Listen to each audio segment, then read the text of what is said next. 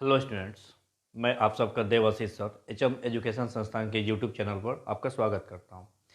जैसा कि मैंने कल के वीडियो में ये बताया था कि जो बच्चे अभी भी अंग्रेजी को लेकर डर रहे हैं, 10th और 12th वाले जो बच्चे हैं, कि अभी भी उनका इंग्लिश पूर्ण रूप से क्लियर नहीं हुआ है या अभी इंग्लिश समझ से ही परे है, तो सिर्फ 10 वीडियो मैं यहाँ से प्रोवाइड करूँगा और वो जो डर है आपका कहीं ना कहीं बहुत दूर चला जाएगा। और जब भी आप एग्ज़ाम में बैठेंगे, जो भी 10th और 12th वाले बच्चे हैं, मैं उनका डर ख़त्म करने के लिए 10 वीडियो प्रोवाइड कर रहा हूँ और एग्ज़ाम में उनको ये 10 वीडियो बहुत ही अच्छे मार्क्स प्राप्त कराएंगे।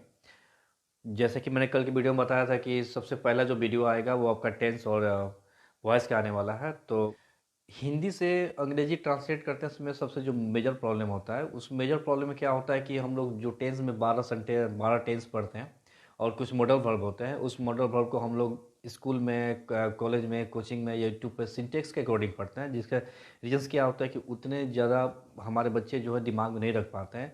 यहाँ पे मेरा अंग्रेजी पढ़ाने का मेन मतलब है कि अंग्रेजी एक भाषा है। अंग्रेजी एक भाषा है और इसको हम लोग सिर्फ एक भाषा के तौर पे ही पढ़ें तो ये उतना कठिन नहीं लगेगा।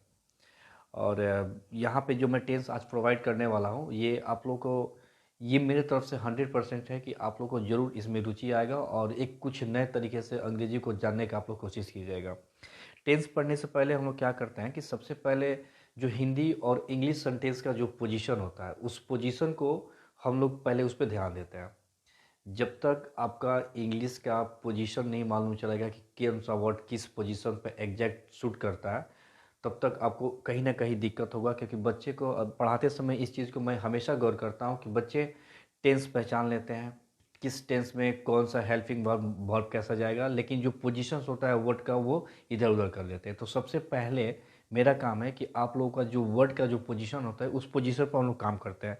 तो उस वर्ड को पोजीशन जानने से पहले सबसे पहले एक हिंदी सेंटेंस लेते हैं और एक हिंदी सेंटेंस और उसी सेंटेंस को हम लोग इंग्लिश में ट्रांसलेट करने करके वर्ड का पोजीशन देखेंगे। जैसे एक हिंदी सेंटेंस हम लोग लेते हैं।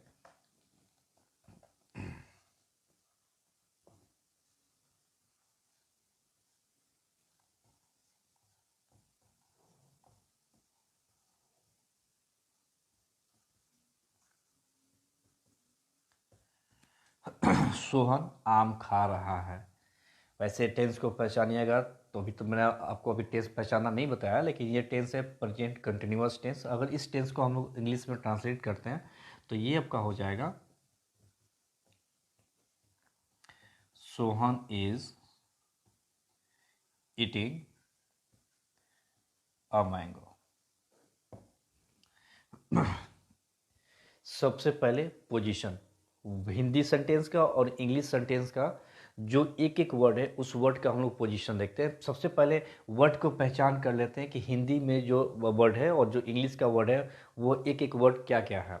सबसे पहले ये देखिए, ये जो सोहन है, आम खा रहा है को एक साथ कंबाइन कर देते हैं, Sohan is eating a mango.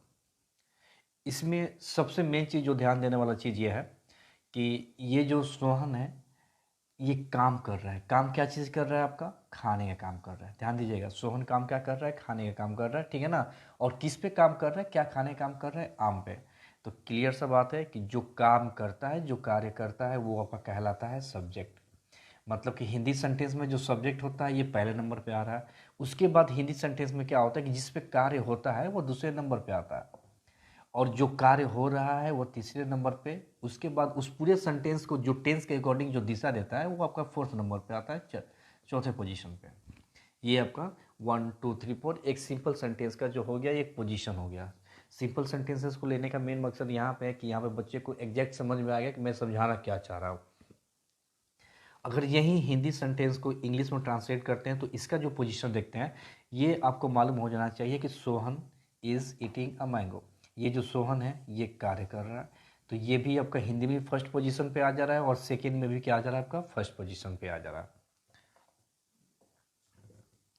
है। ये जो इज है, इज जो है आपका, ये आपका जो 4 नंबर पे यहाँ पे हिंदी में दिखाई दे रहा है, जो टेंस को दिशा दे रहा है, ये आपका हेल्पिंग वर्ब है, सहायक क्रिया है। तो ये आपका यहाँ पे आ जा रहा है, जो सहायक क्रिया है, दूसरे नंबर पे। जो वर्ब है आपका, ये थर्ड नंबर पे आ जा रहा है, और जो आपका जिस पे कार्य हो रहा है, ऑब्जेक्ट है, ये आपका फोर्थ नंबर पे आ जा रहा है। ध्यान दीजिएगा, चेंजिंग सिर्फ दो जगह आ रहा है। चेंजिंग, सब्जेक्ट आपका यहाँ का यहीं पे है, वर्ब आपका यहीं का यहीं पे है। चेंजिंग क्या हो रहा है, जो सेकेंड पोजीशन है वो आपका फोर्थ पे चला जा रहा है, और ये जो हिंदी का फोर्थ पोजीशन है ये आपका सेकेंड नंबर पे आ जा रहा है। चेंजिंग, अगर ये सेंटेंसेस यहाँ पे नहीं समझ में आ रहा तो एक और हिंदी सेंटेंस मैं लिख रहा हूँ, वहाँ पे आप देखने की कोशिश कीजिएगा। जैसे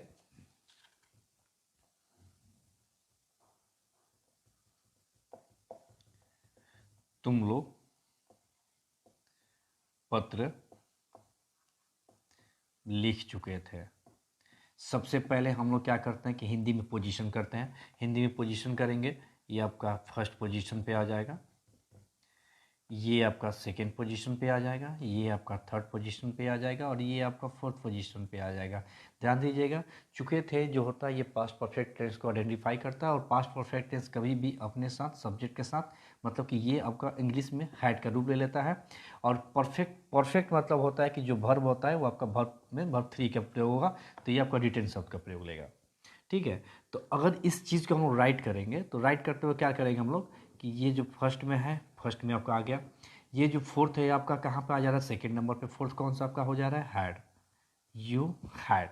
इसके बाद ये जो लिखना है थर्ड पोजीशन, थर्ड पोजीशन पे आ जा रहा है, तो ये आपका हो जाएगा रिटेन। इसके बाद आपका है ये पत्र, पत्र जो है आपका सेकेंड नंबर पे है हिंदी में, लेकिन इंग्लिश में किस पोजीशन पे आ जाता है आपका, फोर्थ नंबर पे। You had written a letter, मतलब कि हिंदी सेंटेंस का जो पोजीशंस होता है वो कहीं ना कहीं इंग्लिश से थोड़ा सा चेंजिंग होता है। और कहाँ पे चेंजिंग हो रहा है आप लोग ध्यान दीजिएगा, जो हिंदी सेंटेंस आपका क्रिया को दिशा देता है, टेंस का पहचान कराता है, वो टेंस का पहचान इंग्लिश में कहाँ पहचान हो जाता है वो आपका, वो सब्जेक्ट के बाद हेल्पिंग वर्ब के रूप में। ध्यान दीजिएगा, टेंस का पहचान कहाँ हो जाएगा, हेल्पिंग वर्ब के रूप में, कि ये किस टेंस में है और क्रिया को कौन सा दिशा दे रहा है। ध्यान दीजिएगा, अगर वर्ब का भी जो फॉर्मेट होता है, verb one, verb two, verb three, verb four, verb five, ये पोजीशन भी आपको मालूम चल जाएगा। और जो सेकेंड नंबर पर जो हिंदी में ऑब्जेक्ट का यूज करते हैं वो आपका अंग्रेजी में किस नंबर पर चला जाता है, फोर्थ नंबर पे।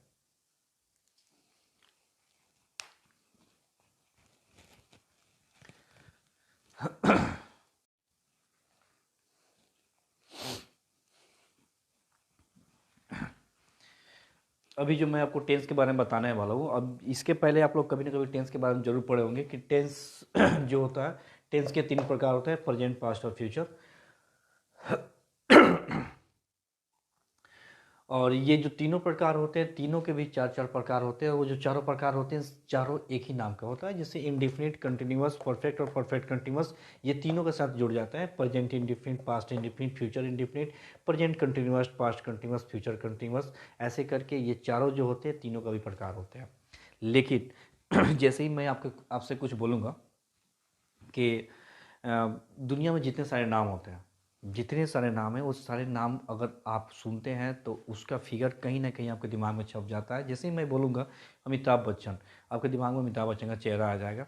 जैसे ही मैं बोलूँगा आम, आपके दिमाग में आम का चेहरा आ जाएगा। जैसे ही मैं बोलूँगा इंग्लिश, तो कुछ इंग्लिश लिखे हुए लेटर्स, न्यूज़पेपर्स आपके दिमाग में कहीं ना कहीं आ जाएगा, कोई ना कोई इंग्लिश बोलते हुए आ जाएगा।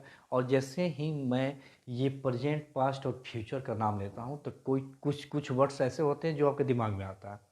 इसका भी, ये जितने सारे वर्ड यहाँ पे दिखाई दे रहे हैं, हर एक वर्ड का एक एक फिगर होता है। जैसे प्रेजेंट जो होता है, प्रेजेंट आपका है को इंडिकेट करता है, पास्ट जो होता है ये आपको था को इंडिकेट करता है, और जो फ्यूचर होता है ये गा को इंडिकेट करता है। ये जो है होता है हो के फॉर्मेट में हो सकता है, हो, हूँ, था, थे, थी, गा, गे, गी। लेकिन जो चेहरा होता है ये है, था और गा के रूप में आता है। इसमें एक चीज़ और ध्यान देने वाला है कि इंडेफिनिट, कंटिन्यूअस, परफेक्ट और परफेक्ट कंटिन्यूअस, ये भी चारों का एक अपना अपना चेहरा होता है। ये जो इंडेफिनिट होता है क्लियर अपने साथ ले लेता है ता को, ये ता, ते, ती के रूप में आता है। कंटिन्यूअस जो होता है ये रहा शब्द को लेता है, और ये जो परफेक्ट होता है ये चुका को लेता है। और ये जो परफेक्ट कंटिन्यूअस होता है ये भी जो होता है रहा शब्द को लेता है। लेकिन यह ध्यान देना है, अभी हम लोग को ध्यान कहाँ देना, ये रहा और ये रहा। आखिर कंटिन्यूअस और परफेक्ट कंटिन्यूअस,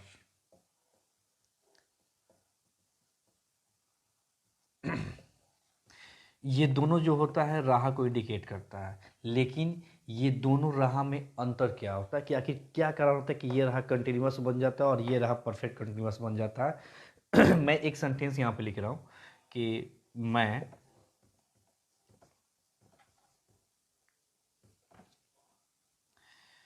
एक सेंटेंस यहाँ पे लिख रहा हूँ, मैं पढ़ा रहा हूँ। और एक और सेंटेंस मैं यहाँ पे लिख रहा हूँ, मैं पढ़ाता रहा हूँ। इस सेंटेंस को और इस सेंटेंस को अगर वर्ड के अकॉर्डिंग आप देखिएगा तो इसमें एक आपको एक्स्ट्रा दिखाई देगा, लेकिन इस सेंटेंस के दोनों के भावार्थ पर जाइएगा तो ध्यान दीजिएगा। मैं पढ़ा रहा हूँ, ये जो कंटिन्यूअस, ये जो रहा जो वर्ड है, ये इंडिकेट कर रहा है कि ये एक समय है। इस समय में मैं क्या कर रहा हूँ, अभी मैं क्या कर रहा हूँ। ये जो समय है ये एक ड्यूरेशन, एक अवधि को दर्शाता है कि मैं पढ़ाता रहा हूँ। ध्यान दीजिएगा, ये जो रहा है ये एग्जैक्ट उस टाइम को दर्शा रहा है कि उस टाइम पर आप क्या कर रहे हैं, और ये जो रहा है ये दर्शा रहा है कि लंबे अंतराल तक आप उस काम को क्या कर रहे हैं। ध्यान दीजिएगा, ये रहा exact time, what are you doing, और ये आप क्या करते आ रहे हो, क्या कर रहे हो, एक अवधि को दर्शाएगा। जैसे इस चीज़ को हम लोग ऐसे भी लिख सकते थे, मैं सुबह से पढ़ा रहा हूँ। ध्यान दीजिएगा, ये रहा शब्द का तो प्रयोग दिखाई दे रहा है, ये रहा शब्द का प्रयोग दिखाई दे रहा है, लेकिन ये जो पढ़ाने का काम हो रहा है एक सुबह से लेकर अभी तक का पढ़ाने का काम हो रहा है। तो ये जो कंटिन्यूअस है ये एक लंबा हो जा रहा है, और मैं पढ़ा रहा हूँ ये जो चीज़ है, मैं एक समय है, अगर कोई मेरे से आकर पूछ रहा है क्या कर रहे हो, तो मैं उस टाइम समय को बता रहा हूँ कि मैं पढ़ा रहा हूँ, एग्जैक्ट टाइम पे मैं पढ़ा रहा हूँ। तो ये जो होता है ये शॉर्ट शॉर्ट टाइम के लिए होता है, और ये एक ड्यूरेशन टाइम के लिए होता है। लेकिन ध्यान दीजिएगा कि इसमें और इसमें कुछ खास अंतर नहीं होता है, ये क्रिया के बाद डायरेक्ट आता है। और अगर क्रिया में किसी सेंटेंस में समय में से दिया हो, समय में समय के साथ से का प्रयोग हो और तब रहा हो, तो वो आपका परफेक्ट कंटिन्यूअस हो जाएगा। नहीं तो क्रिया में अगर ता लगा रहा है और तब रहा लगा रहा है तो आपका परफेक्ट कंटिन्यूअस हो जाएगा। सिंपल सा चीज़ है।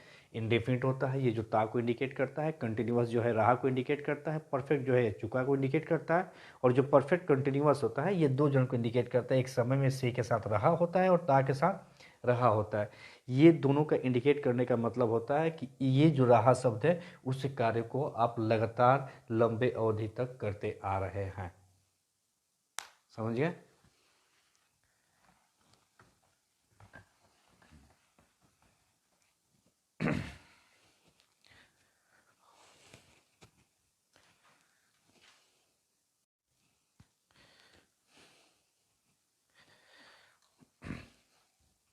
अब यहाँ पे इस ये जो जो जितने भी सारे वर्ड लिखे हैं, इस वर्ड से अगर मैं हिंदी का कोई भी सेंटेंस यहाँ पे लिखता हूँ टेंस के अकॉर्डिंग, तो आपको उस टेंस को पहचानने में थोड़ा सा भी दिक्कत नहीं होगी।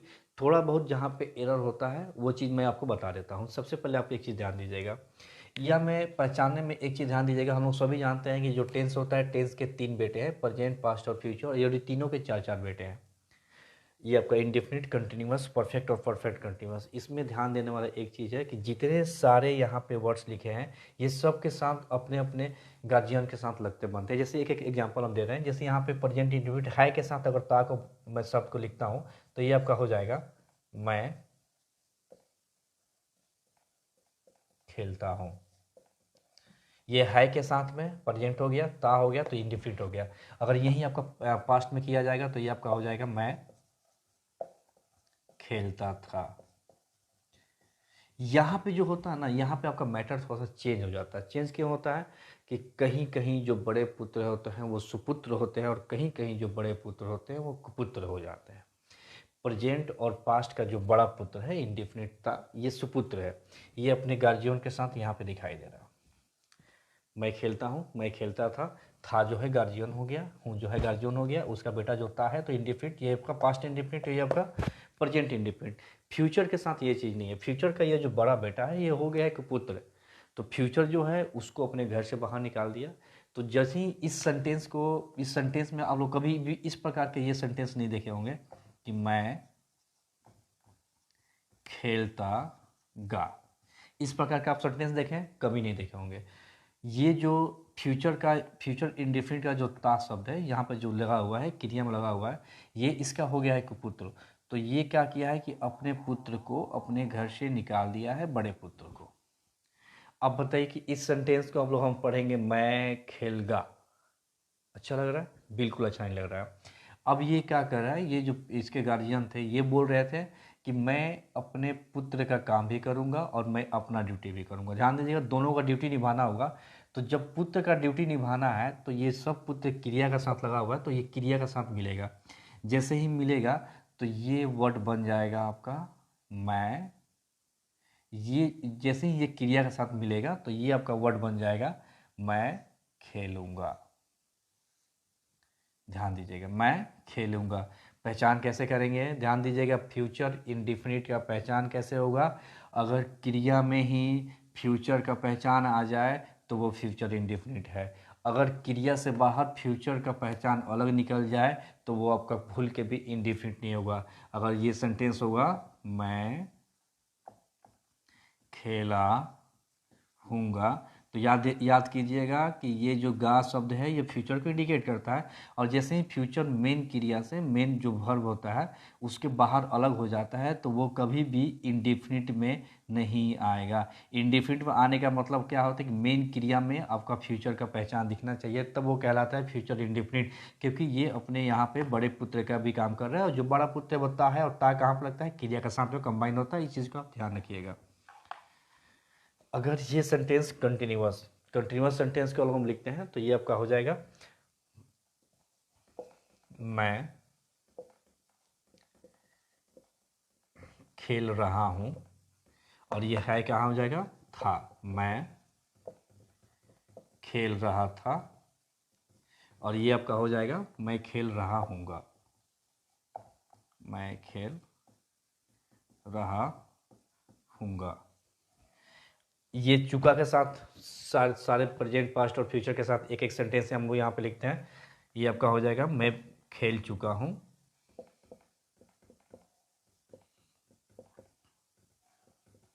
ये आपका हो जाएगा, मैं खेल चुका था।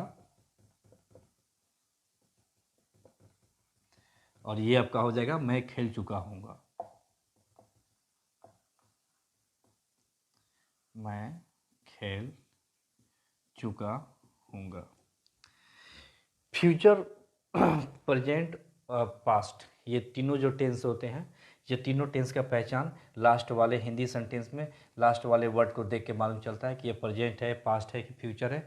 लेकिन इंडिफिनिट कंटिन्यूअस और परफेक्ट कंटिन्यूअस का जो पहचान होता है क्रिया को देख करके मालूम चलता है कि वो इंडिफिनिट टेंस है कि कंटिन्यूअस है कि परफेक्ट कंटिन्यूअस है। अब यहाँ पे रहा शब्द का तो ये प्रयोग है, लेकिन ये जितने भी सारे रहा शब्द हैं, इस सेंटेंस को आप अगर आप दिमाग में कैलकुलेशन कीजिएगा तो ये मालूम चलेगा कि ये सिर्फ एक समय पर जब वो बातचीत किया जा रहा है तब का ये चीज़ रहा शब्द को।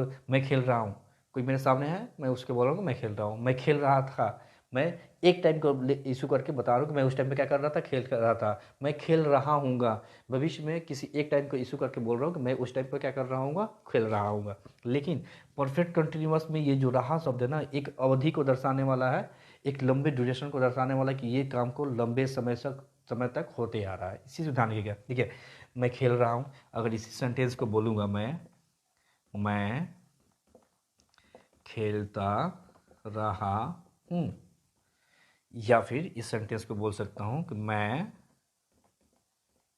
5 घंटों से खेल रहा हूँ। अब इसी सेंटेंस को मैं यहाँ पे बोल सकता हूँ कि मैं खेलता रहा था। और ये सेंटेंस को यहाँ भी मैं बोल सकता हूँ कि मैं 5 घंटों से खेल रहा था। ये आपका हो जाएगा फ्यूचर परफेक्ट कंटिन्यूअस में, मैं खेलता रहा हूँगा, या फिर मैं 5 घंटों से खेलता रहा हूँगा। ये सारे सेंटेंसेस को देखने के बाद टेंस आप लोगों को पूर्ण रूप तरह से पहचान में आ जाएगा, ठीक है ना। इसमें एक भी प्रॉब्लम, एक भी चीज़, इस चीज़ को यहाँ तक पढ़ने के बाद आपके दिमाग में नहीं होना चाहिए। सिंपल सा चीज़ है, किसी भी टेंस को पहचानने का नियम। जैसे मान लीजिए कि मुझे इस टेंस को पहचानना है, मैं खेल चुका था, तो सबसे पहले लास्ट वाले जो वर्ड है उसको देखेंगे, प्रेजेंट, पास्ट और फ्यूचर तीनों में से एक को आइडेंटिफाई करेंगे। ये था को इंडिकेट कर रहा है तो ये पास्ट हो जाएगा। और ये चुका, जैसे ही क्रिया शब्द के साथ चुका शब्द का प्रयोग दिखाई दिया तो ये इसमें देखेंगे तो चुका कौन सा शब्द का होता है, परफेक्ट का, तो ये आपका टेंस कौन सा हो जाएगा, पास्ट परफेक्ट। ऐसे करके किसी भी टेंस को दिमाग में बसा लेंगे कि ये इस टेंस का आइडेंटिफिकेशन है, ये इस टेंस का बातचीत कर रहा है। और जैसे ही टेंस का पहचान आपके दिमाग में आ जाएगा तो बनाना कोई बड़ी बात नहीं है, बहुत ही सिंपल इश्यू होता है इसमें। अब इसमें एक चीज़ और ध्यान दीजिएगा कि कहीं कहीं ये एक टेंस के 3 बेटे होते हैं, प्रेजेंट, पास्ट, फ्यूचर, और ये तीनों के 4-4 पोते होते हैं, ये एक ऑफ टोटल फैमिली हो गया। लेकिन कहीं कहीं पे क्या होता है ना कि डबल डबल बच्चे दिखाई देंगे, मतलब कि डबल सुपुत्र, डबल बेटे, वहाँ पे जुड़वा बच्चों का बातचीत होगा। जैसे कहाँ कहाँ होता है, एक आपका यहाँ पे होता है पास्ट इंडिफिनिट। पास्ट इंडिफिनिट में तो परिवार में तो मैं खेलता था, एक बच्चा यहाँ पर दिखाई दे रहा है, एक सिंपल सा सेंटेंस दिखाई दे रहा है। लेकिन अगर सेंटेंस होगा मैं खेला, ध्यान दीजिएगा, मैं खेला, ये भी सेंटेंस जो होता है पास्ट इंडेफिनिट होता है। या फिर हम बोलेंगे जिस सेंटेंस में अगर सब्जेक्ट हो, सब्जेक्ट के बाद क्रिया हो, और क्रिया में न प्रेजेंट का पहचान दिखे, न पास्ट का पहचान दिखे, न फ्यूचर का पहचान दिखे, न इंडेफिनिट का पहचान दिखे, न कंटिन्यूअस का, न परफेक्ट का, न परफेक्ट कंटिन्यूअस का, ये 3 और 4, 3 7 सातों का पहचान ना दिखे, वो आपका पास्ट इंडेफिनिट होता है। देखिए कैसे, न इसमें है, न था है, न गा है, कुछ दिखाई नहीं दे रहा है, न ता है, न रहा है, न चुका है, न ये सब है, न ता प्लस रहा है, तो ये आपका पास्ट इंडेफिनिट हो जाएगा। इस चीज़ को ध्यान देना है। डबल रोल यहाँ पे आपका दिख जाता है। इसके बाद आपका डबल रोल जो यहाँ पे दिखता है वो आपका दिखता है परफेक्ट के साथ में। ये जो परफेक्ट शब्द है चुका, ये आपका ले लेता है अशब्द का, अशब्द का प्रयोग ले लेता है। अगर आपका चुका होगा तो क्रिया में आपका जुड़ जाएगा आ, अगर आपका चुके होगा तो क्रिया में आपका जुड़ जाएगा ए, अगर आपका चुकी होगा तो क्रिया में आपका जुड़ जाएगा ए। जैसे मैं खेल चुका हूँ, ये चुका शब्द का प्रयोग यहाँ पर है तो चुका के लिए बोल रहा है आ, तो इस सेंटेंस को हम लोग ऐसे भी बोल सकते हैं कि मैंने खेला है।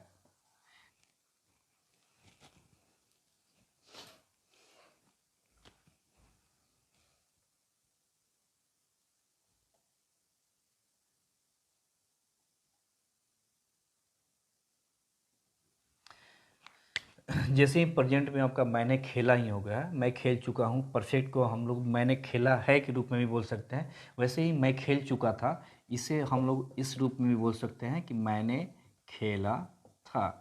और ये मैं खेल चुका हूँगा इस टेंस में हम लोग आएंगे फ्यूचर परफेक्ट में, तो फ्यूचर परफेक्ट का मैं खेल चुका हूँगा ये तो सभी जान गए हैं। लेकिन इसको अगर और दूसरे रूप में लिखना होगा तो इसको हम लिखेंगे मैंने खेला हूँगा, या फिर मैं खेला हूँगा। ये सेंटेंस को हम बोल सकते हैं। जैसे फ्यूचर परफेक्ट में आएंगे तो फ्यूचर परफेक्ट का जो पहचान होता है मैं खेल चुका हूँगा, लेकिन इसको और दूसरे रूप में भी लिखे होंगे तो लिख सकते हैं मैं खेला हूँगा। ध्यान दीजिएगा, सबसे मेजर प्रॉब्लम से मेजर चीज़ क्या ध्यान देना है, पास्ट इंडेफिनिट का जो पहचान होता है फ्यूचर, पास्ट और प्रेजेंट तीनों में से किसी एक का भी पहचान इसमें नहीं दिखना चाहिए, और ये चारों में से भी किसी भी एक का पहचान नहीं दिखना चाहिए, ये होता है पास्ट इंडेफिनिट। लेकिन परफेक्ट का जो सिंबल होता है ये तीनों में से किसी एक का पहचान दिखेगा, लेकिन ये चारों में से किसी एक का पहचान आपको नहीं दिखेगा। देखिए है भी दिख रहा है, था भी दिख रहा है और गा भी दिख रहा है, जो फ्यूचर, पास्ट और प्रेजेंट को इंडिकेट कर रहा है। लेकिन न इंडिफिनिट, न कंटिन्यूअस, न परफेक्ट कंटिन्यूअस का किसी भी एक सिंबल को यहाँ पे आपको नहीं दिखाई दे रहा। इसका मतलब कि ये क्या हो जाएगा, आपका परफेक्ट हो जाएगा। और ये जो 4 और ये 3 सातों ने दिखे तो पास्ट इंडिफिनिट, और ये तीनों में से कोई एक दिखे और ये 4 में से कोई एक दिखे तो वो आपका परफेक्ट टेंस हो जाता है। इस टेंस में किसी एक को आइडेंटिफाई करने के बाद ये आपका टेंस का पूर्ण रूप से पहचान करना हो गया। टेंस अगर आप यहाँ पे पहचान जाएंगे तो इसको ट्रांसलेट करना बहुत ही आसान होता है। और ट्रांसलेट करने के लिए इतना बड़ा प्रेशर नहीं लेना पड़ेगा जितना बड़ा प्रेशर आपको सिर्फ टेंस को पहचान। एक बार टेंस पहचान में आ गया तो ट्रांसलेट करना इसका बहुत ही आसान है, क्योंकि इसके पहले थोड़ा देर पहले हम लोग अभी पढ़े थे कि इंग्लिश सेंटेंस में वर्ड का जो पोजीशन होता है वो कैसे कैसे रखते हैं। और वर्ड का पोजीशन अगर आपको अभी भी अगर दिमाग में ध्यान में है तो इसको ट्रांसलेट करना एकदम आसान हो जाएगा।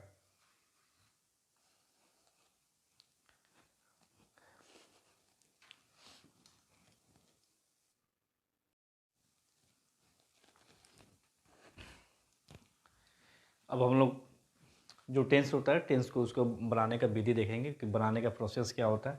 बनाने के लिए आप लोग को माइंड सेट में सिर्फ थोड़ा बहुत कहीं पर अगर ध्यान रखना है तो वो आपको ध्यान रखने का ज़रूरत है हेल्पिंग वर्ब पे। देखिए, इंग्लिश सेंटेंस का जो पैटर्न होता है वो आपका सबसे पहले लेता है सब्जेक्ट, सब्जेक्ट के बाद आपका आता है हेल्पिंग वर्ब, हेल्पिंग वर्ब के बाद आता है मेन वर्ब और मेन वर्ब के बाद आपका आता है ऑब्जेक्ट। ये पैटर्न पे हम लोग काम करेंगे। अब यहाँ पे एक चीज़ ध्यान देने वाला है, इंग्लिश इंग्लिश क्या होता है कि हिंदी सेंटेंस के जिसके क्रिया में ता शब्द का प्रयोग होता है, ता जिसके सेंटेंस में ता शब्द का प्रयोग होता है उसके साथ हेल्पिंग वर्ब का प्रयोग नहीं किया जाता है। ध्यान दीजिएगा, हेल्पिंग वर्ब का प्रयोग नहीं किया जाएगा। ये जो क्रिया होता है, जिस क्रिया के अंत में ता शब्द का प्रयोग लगा रहता है और वो इंडिफिनिट को इंडिकेट करता है तो उसमें हेल्पिंग वर्ब का प्रयोग नहीं होता है। डायरेक्ट हम लोग क्या लिखते हैं, वर्ब। अगर इंडिफिनिट में ता दिखाई दे रहा है, ता दिखाई दे रहा है तो अगर हेल्पिंग वर्ब नहीं लगेगा तो वर्ब। अगर सोचने वाली बात है कि अगर दोनों में सिर्फ वर्ब का प्रयोग करेंगे तो फिर कैसे पहचानेंगे कि ये प्रेजेंट और ये पास्ट है। तो हम लोग क्या करते हैं कि जो वर्ब होता है, जो वर्ब का जो फॉर्मेट होता है उस फॉर्मेट को हम लोग चेंज कर देते हैं। प्रेजेंट इंडिफिनिट क्या कहलाता है कि ये इसके साथ जो थर्ड पर्सन सिंगुलर होता है, आप लोग first person second person third person के बारे में जरूर जानते होंगे।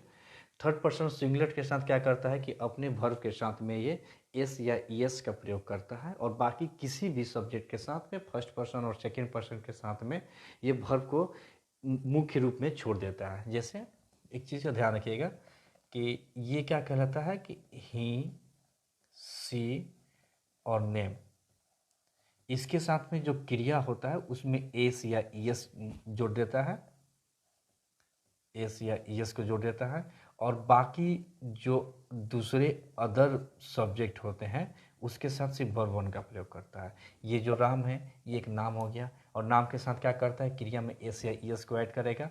पोजीशन मालूम है ना आपको, राम आम खाता है, में सबसे पहले राम को ट्रांसलेट करेंगे, ये आपका राम हो गया। खाने शब्द का यहाँ पे हेल्पिंग वर्ब का प्रयोग नहीं होगा, हेल्पिंग वर्ब का प्रयोग नहीं होगा, डायरेक्ट कहाँ चला जाएंगे वर्ब पे। वर्ब आपका क्या हो जाएगा, इट। इट बोलता है कि अगर नाम हो जाएगा तो उसमें एस या एस ऐड करने के लिए टी में क्या लग जाएगा, एस। राम इट्स आम खा रहा है तो क्या हो जाएगा आपका अ मैंगो। ये आपका प्रेजेंट इंडिफिनिट। अगर यहाँ पे राम की जगह होता है कि तुम आम खाते हो, तुम, तो तुम के साथ हो जाता है यहाँ पे राम की जगह पे यू और ये ऑल अदर में यू आ जाता है, क्योंकि इसमें ही, सी और नेम के साथ ही सिर्फ एस या एस के ऐड करते हैं, बाकी जो अदर है दूसरे यू आ जाता है ऑल अदर में, वो वर्ब वन का प्रयोग करेगा तो इसका हो जाएगा यू एट अ मैंगो। चीज़ का ध्यान रखिएगा। बाकी पास्ट जो कहता है कि सब्जेक्ट चाहे कोई भी हो, सब्जेक्ट कोई भी हो, सभी के साथ में क्या प्रयोग कर देना है, वर्ब टू का प्रयोग। इसमें भी हेल्पिंग वर्ब का प्रयोग नहीं होगा। हेल्पिंग वर्ब का प्रयोग क्यों नहीं होगा, क्योंकि इसके क्रिया में क्या बोध कर रहा है, ये ता को इंडिकेट कर रहा है और ता वाले वर्ब में हेल्पिंग वर्ब का प्रयोग नहीं होता है। कोई भी सब्जेक्ट हो मतलब नहीं है उसको, सभी के साथ वर्ब टू का प्रयोग करता है। राम है तो आपका राम हो जाएगा। ये वर्ब आता है इट, इट का आपका सेकंड फॉर्मेट होता है एट, राम एट और आम का हो जाएगा अ mango, Ram at a mango. लेकिन यहाँ पे ध्यान देने वाला है, यहाँ की क्रिया में आपको ता शब्द का प्रयोग नहीं दिखाई दे रहा है तो इसमें आपका हेल्पिंग वर्ब हो जाएगा। ध्यान दीजिएगा, यहाँ की क्रिया में ता नहीं दिखाई दे रहा तो इसमें आपका हेल्पिंग वर्ब आएगा, हेल्पिंग वर्ब आएगा और ऑब्जेक्ट भी आएगा। तो राम है आपका। इसमें क्या होता है कि हम लोग दो ही चीज़ का सिलेक्ट करते हैं, या तो विल, दो ही हेल्पिंग वर्ब का प्रयोग करते हैं, एक होता है विल और दूसरा होता है सैल। और विल सैल के बाद जो आपका वर्ब होता है, वर्ब का जो फॉर्मेट होता है वो वन होता है।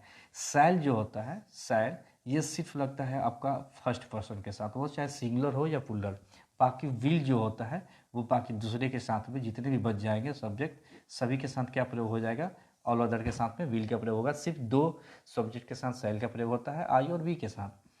अब इसको हम लोग ट्रांसलेट करेंगे, राम आम खाएगा, सब्जेक्ट के रूप में आपका हो जाएगा राम। राम के साथ में आई और वी के साथ सिर्फ शैल का प्रयोग होगा, तो विल किसके साथ आ जाएगा, राम के साथ आ जाएगा, राम विल। वर्ब का प्रयोग कर रहा है ईट, वर्ब क्या बोल रहा है, फर्स्ट फॉर्मेट में होना चाहिए, राम विल ईट।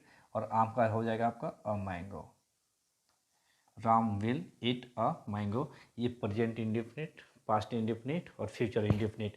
ध्यान दीजिएगा, प्रेजेंट इंडेफिनिट और पास्ट इंडेफिनिट में हेल्पिंग वर्ब का प्रयोग नहीं करेंगे, क्योंकि इसके इंडेफिनिट में ता इन्वॉल्व होता है, और फ्यूचर में जाएगा क्योंकि इसमें ता का इन्वॉल्वेंस नहीं है, तो हेल्पिंग वर्ब एकदम श्योर आ जाएगा।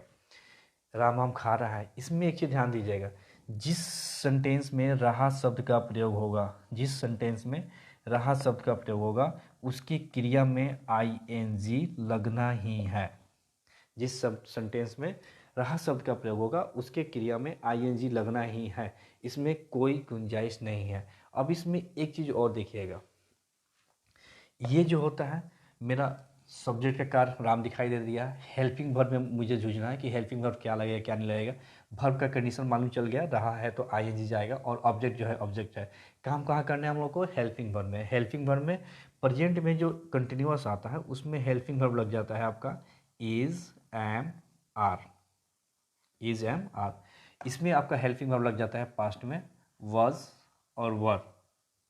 और यहाँ पे ध्यान दीजिएगा, विल और शैल का प्रयोग तो मुझे मालूम है कि विल और शैल किसके साथ प्रयोग होगा, कंटिन्यूअस में हम लोग प्रयोग कर देते हैं विल बी और शैल बी। ध्यान दीजिएगा, विल बी और शैल बी, इसमें वॉज और वर, और इसमें is am are. Is am are में आपको ये चीज़ मालूम होना चाहिए, एम जो होता है ये आई के साथ चला जाता है, इज जो होता है ये ही के साथ, सी के साथ और नाम के साथ चला आएगा, और जो आर होता है ये होता है वी यू दे के साथ। वॉज वेयर जो होता है आपका, वॉज जो होता है ये आपका चला आ जाएगा आई के साथ, ही के साथ, सी के साथ और नाम के साथ। और जो वर होता है ये आपका चला जाएगा वी के साथ, यू के साथ और दे के साथ। एक से अधिक नाम होता है तो वो पुलर फॉर्मेट में चला जाएगा, एक से अधिक नाम होगा तो वो पुलर फॉर्मेट में चला जाएगा। यहाँ पर ध्यान दीजिएगा, राम आम खा रहा होगा, इसमें विल बी और सेल बी पहले ही बताया गया है कि विल जो है ऑल अदर के साथ में, और सेल जो होता है सिर्फ आई वी के साथ में होता है। मतलब कि ये जो सेल भी होगा सिर्फ आई और वी के साथ लगेगा, बाकी सारे सब्जेक्ट के साथ क्या लग जाएगा, विल बी। बाकी ट्रांसलेट करेंगे तो क्रिया में आपका आई एन जी आएगा ही। बनाते हैं हम लोग, राम आम खा रहा है, सब्जेक्ट आपका हो जाएगा राम, ये हो जाएगा is eating a mango।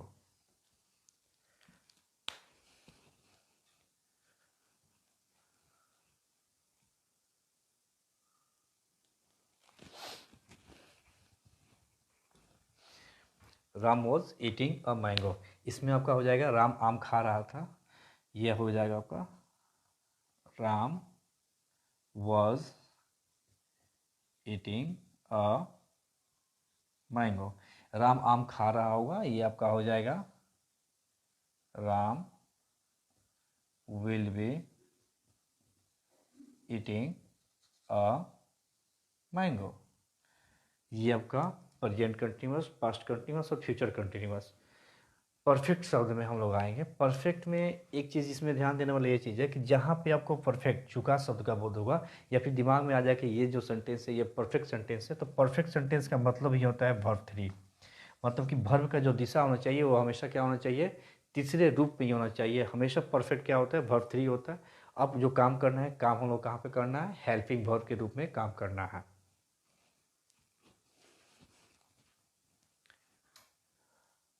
Perfect tense में जैसे कि मैंने बता दिया कि परफेक्ट टेंस में जब भी मेरा परफेक्ट है तो परफेक्ट जैसे दिमाग में आए तो वर्ब हमेशा किस फॉर्मेट में होना चाहिए, वर्ब थ्री होना चाहिए। रहा बात हेल्पिंग वर्ब का, तो हेल्पिंग वर्ब में ध्यान देंगे कि हेल्पिंग वर्ब आपका प्रेजेंट में आके लग जाता है हैज़ और हैव, पास्ट में आपका हो जाता है हैड, और फ्यूचर में विल और शैल के साथ सिर्फ हैव का प्रयोग कर देंगे। मतलब कि विल हैव और शैल हैव।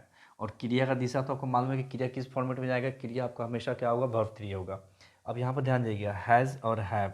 हैज़ जो होता है ये आपका थर्ड पर्सन सिंगुलर के साथ जाएगा, बाकी सब के साथ क्या चला जाएगा, जैसे ही के साथ, शी के साथ और एक नाम के साथ आपका हैज आ जाएगा। बाकी ऑल अदर के साथ में क्या आ जाएगा आपका हैव का प्रयोग होगा। हैड जो होता है ये सारे सब्जेक्ट के साथ में पास्ट में हैड का प्रयोग होता है, लेकिन यहाँ पर तो आपको मालूम है कि शैल जो होता है सिर्फ आई और बी के साथ, बाकी सब के साथ क्या लग जाएगा, वो विल हैव, और सिर्फ आई और बी के साथ क्या लग जाएगा, शैल हैव। और क्रिया कौन सा लिखेंगे, वर्ब 3। इसको ट्रांसलेट करते हैं, राम आम खा चुका है। सब्जेक्ट के रूप में पहला क्या है, राम। हेल्पिंग ऑफ राम के साथ क्या लग जाएगा, हैज़। वर्ब आपका हो जाएगा वर्ब 3, ईटन। और ये आपका हो जाएगा अ मैंगो। ये पास्ट में आपका बनाएंगे, सब्जेक्ट चाहे कोई भी हो मतलब नहीं है, सभी सब्जेक्ट के साथ क्या आपका हो जाएगा, हैड। और ये आपका हो जाएगा eaten a mango. Ram had eaten a mango. Ram आम खा चुका होगा, ये आपका ट्रांसलेट होगा राम। राम के साथ आपको क्या लग जाएगा, will have eaten a mango. Perfect continuous जो होता है ये एक तरह से आपको देखिएगा थोड़ा सा पेचीदा भी होता है, लेकिन सबसे सरल भी होता है। परफेक्ट कंटिन्यूअस, ये कंटिन्यूअस और परफेक्ट दोनों से अपना रिश्ता और नाता रखता है। जब दोनों से रिश्ता और नाता लेगा तो कुछ ना कुछ लेन देन वो दोनों से करेगा। ध्यान दीजिएगा, हिंदी में रहा है, ये भी रहा है, तो जैसे ही रहा शब्द का प्रयोग होता है तो मैंने क्या बोला है, रहा शब्द का प्रयोग होगा तो जो क्रिया का जो दिशा होगा वो हमेशा क्या हो जाएगा, आईएनजी के साथ में। रहा शब्द दिखाई दिया तो क्रिया में क्या हो जाएगा, आंख बंद करके आईएनजी।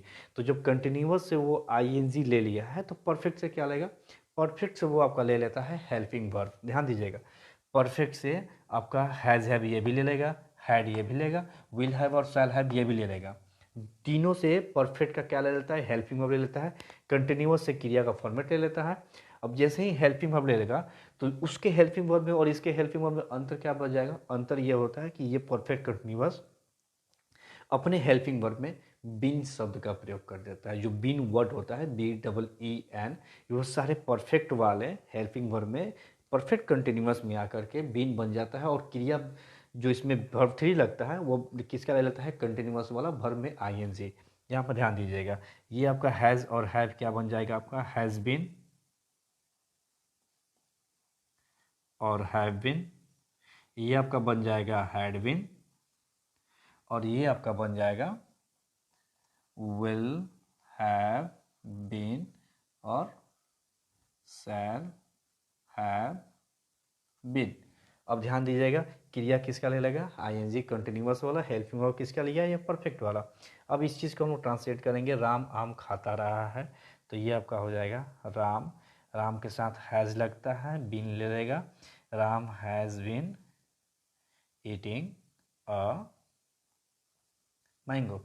राम आम खाता रहा था, ये आपका बन जाएगा Ram had been eating a mango. Ram आम खाता रहा होगा, ये आपका बन जाएगा Ram will have been eating a mango. ये आपका टोटल टेंस का एक फॉर्मेट हो गया, और मुझे जहाँ तक उम्मीद है कि आपको ये 100% इस फॉर्मेट का जानकारी अब पूर्णतः हो गया होगा। और जिस तरीके से मैंने यहाँ पे आपको पढ़ाया है ऐसा तरीका शायद ही आप लोग कभी देखे होंगे या फिर कभी किसी क्लास में पढ़े होंगे। इसमें परफेक्ट कंटिन्यूअस में एक और चीज़ जो ध्यान देने वाला चीज़ है, इसमें परफेक्ट कंटिन्यूअस में जो मैक्सिमम जो ट्रांसलेशन आते हैं वो समय के साथ आते हैं। तो समय में जो परफेक्ट कंटिन्यूअस होता है तो समय से पहले जो प्रीपोजिशन से शब्द का प्रयोग होता है उससे के साथ इंग्लिश वर्ड में किस प्रीपोजिशन वर्ड का यूज करते हैं आपको मैं वो भी बता दे रहा हूँ।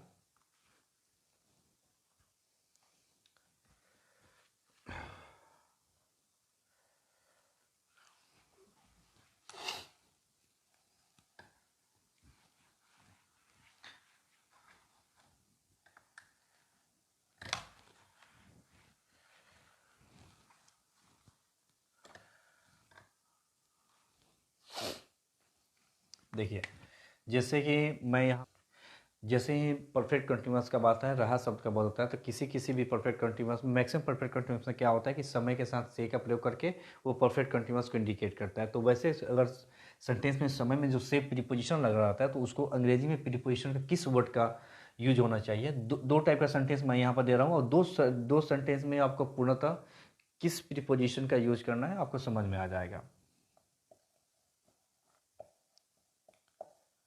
हम लोग 10 वर्षों से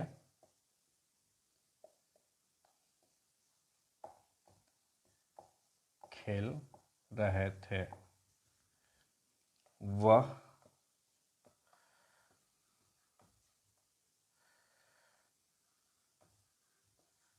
सुबह से गाना गा रही है। ये जो दो सेंटेंसेस है, दो सेंटेंसेस में आपका देखिए था और ये है, एक पास्ट को इंडिकेट कर रहा है और एक आपका ये क्या इंडिकेट कर रहा है, प्रेजेंट को इंडिकेट कर रहा है। रहा शब्द का प्रयोग है, रहा शब्द का प्रयोग है, लेकिन ये जो रहा है ये एक एग्जैक्ट टाइम का बात नहीं कर रहा है, ये एक ड्यूरेशन, एक अवधि को बता रहा है कि एक यहाँ से लेकर यहाँ तक उस कार्य को किया जा रहा है। तो जब जैसे ही अवधि और ड्यूरेशन का बारे में मालूम चलता है कि ये जो रहा एक लंबे अंतराल तक काम करते रहा है, तो ये आपका आंख बंद करके परफेक्ट कंटिन्यूअस होता है। और परफेक्ट कंटिन्यूअस में हम लोग जानते हैं कि किसके साथ कौन सा हेल्पिंग वर्ब लगता है। रीजंस क्या है कि यहाँ पे जो समय समय का वर्ड दिखाई दे रहा है, एक आपका ये हो गया 10 वर्षों से छूट गया है, 10 वर्षों से और सुबह से। इसमें एक चीज़ ध्यान देना है कि 10 वर्षों से और सुबह से ये दोनों समय है। समय में क्या लगा हुआ है, से, लेकिन दोनों समय में अंतर है। याद कर लीजिएगा, जो समय होता है ये हिंदी सेंटेंस में दो प्रकार के होते हैं और इंग्लिश सेंटेंस में भी दो प्रकार के होते हैं। एक समय जो होता है ये आपको नाम को इंडिकेट करता है, और एक जो समय होता है वो आपका संख्या के साथ नाम को इंडिकेट करेगा। ध्यान दीजिएगा, एक सिर्फ नाम को इंडिकेट करेगा और एक संख्या को इंडिकेट करेगा। नाम को इंडिकेट करने का मतलब हो गया आपका सुबह से, शाम से, सोमवार से, जनवरी से, फरवरी से। ये आपका बोल देगा सुबह से, शाम से, रात से, सुबह से, सोमवार से, जनवरी से। लेकिन जो संख्या होता है वो संख्या आपको नॉर्मली इंडिकेट करेगा 10 घंटों से, 5 महीनों से, 2 वर्षों से, कुछ महीनों से। ये कुछ महीनों में भी आपका संख्या आ जाएगा, कुछ महीनों से। तो ये ध्यान दीजिएगा, ये जो टाइम होता है ये टाइम क्या होता है, इंडिफिनिट होता है, और ये जो टाइम होता है ये टाइम आपका होता है डिफिनिट। तो डिफिनिट टाइम जो होता है वो नाम के साथ आते हैं, और जो इंडिफिनिट टाइम आते हैं वो संख्या के साथ में आते हैं। ध्यान दीजिएगा, इंडिफिनिट टाइम किसके साथ आते हैं, संख्या के साथ आते हैं। तो जो नाम वाले समय होते हैं उसके साथ हम लोग लगाते हैं सिंस, से के लिए क्या लगाएंगे, सिंस। और जो संख्या वाले जो समय होते हैं उसके साथ हम लोग यूज़ करते हैं फॉर। मेरे पास एक क्वेश्चन है, अगर हिंदी सेंटेंस में आ जाएगा कि मैं 2010 से पढ़ा रहा हूँ। अब ये 2010 से, तो ये जो से है इसके साथ हम लोग सिंस का यूज़ करेंगे या फॉर का यूज़ करेंगे। जैसे ही 2010 को हम लोग देखेंगे तो मेरे दिमाग में जाएगा कि ये क्या संख्या है। याद कर लीजिएगा कि संख्या के साथ में एक नाम का होना और सिर्फ संख्या, ये जो संख्या है ये संख्या दिखाई दे रहा है कि ये संख्या है, लेकिन ये जो संख्या है ये संख्या सही मायने में क्या है, एक वर्ष का नाम है, एक वर्ष का नाम है। हमारा देश आज़ाद कब हुआ था, 1947 में। तो 1947 उस वर्ष का नाम है, संख्या तो है लेकिन उस वर्ष का नाम है, मुख्यतः क्या है, ये वर्ष का नाम है। तो कभी भी अगर वर्ष का नाम अंकित किया गया हो इंग्लिश ट्रांसलेशन में तो उसके साथ फॉर का यूज़ भूल के भी ना करें, क्योंकि जब नाम जैसे ही आपके दिमाग में आ गया कि ये एक नाम है, ये जो समय एक नाम है, उसके साथ में अगर से का प्रयोग है तो उसके साथ सिंस होगा, क्योंकि नाम जो होता है वो एक डिफिनिट टाइम होता है। और जैसे ही संख्या में अगर कोई समय को व्यक्त करते हैं तो वो आपका इंडिफिनिट हो जाएगा। लेकिन ये जो वर्ष है, वर्ष हमेशा संख्या में ही होता है और वर्ष का नाम होता है, इसलिए हमेशा कभी भी वर्ष का नाम आए तो वहाँ का आप से के लिए क्या यूज़ करेंगे, सिंस का प्रयोग करेंगे। तो इसको हम लोग ट्रांसलेट करते हैं, हम लोग 10 वर्षों से खेल रहे थे। Past perfect continuous, past perfect continuous में जो हेल्पिंग वर्ब होता है वो हैड बीन का ले लेता है यूज, और जब रहा शब्द का होगा तो क्रिया क्या हो जाएगा, ING. We had been playing, 10 वर्षों से है, 10 वर्षों से आपका इंडेफिनिट टाइम है, इंडेफिनिट टाइम के साथ क्या ले लेगा, फॉर संख्या है 10 दिखाई दे रहा है, और ये आपका 10 years. We had been playing for 10 years, वह सुबह से गाना गा रही है। ये इसमें ध्यान दें, ये जो है टेंस है दिखाई दे रहा है, प्रेजेंट रहा शब्द का दिखाई दे रहा है, और ये लंबे अंतराल से जा रहा है, तो ये present perfect continuous. Present perfect continuous में जो हेल्पिंग वर्ब का प्रयोग होता है उसमें हम लोग यूज़ करते हैं हैज़ बीन और have been. Third person singular के साथ क्या आ जाएगा आपका, हैज़ बीन आ जाएगा। वह क्या हो जाएगा सी, और सी के साथ क्या ले लेगा ये हैज़ बीन। और ये जो क्रिया है सिंग, सिंग में हमेशा रहा शब्द का प्रयोग आया तो क्या हो जाएगा आईएनजी। ऑब्जेक्ट आपका हो जाएगा गाना, वी सिंगिंग अ सॉन्ग। सुबह से निश्चित टाइम को इंडिकेट कर रहा नाम है, तो नाम के लिए जो से का प्रयोग होता है उसके साथ सिंस, और सिंस के साथ क्या यूज कर लेंगे मॉर्निंग। जहाँ तक मेरा उम्मीद है कि टेंस का जितना सारा प्रॉब्लम अभी तक आप लोग देखे होंगे, ये सारा वीडियो देखने के बाद आपका क्लियर हो गया होगा। और पूरा वीडियो देखने के बाद टेंस आप लोग के दिमाग में 100% आ गया होगा। और टेंस का जो निगेटिव और इंट्रोगेटिव जो फॉर्मेट होता है, और कुछ और जो 10th और 12th के जो मॉडल वर्ब होते हैं उसका भी निगेटिव और इंट्रोगेटिव कल के वीडियो में मैं आपको बता दूंगा। और एक्टिव और पैसिव वॉइस कल के एक छोटे से वीडियो में आप लोगों को प्रोवाइड किया जाएगा। आज के लिए थैंक यू। मन लगा के पढ़िए और खूब आगे बढ़िए।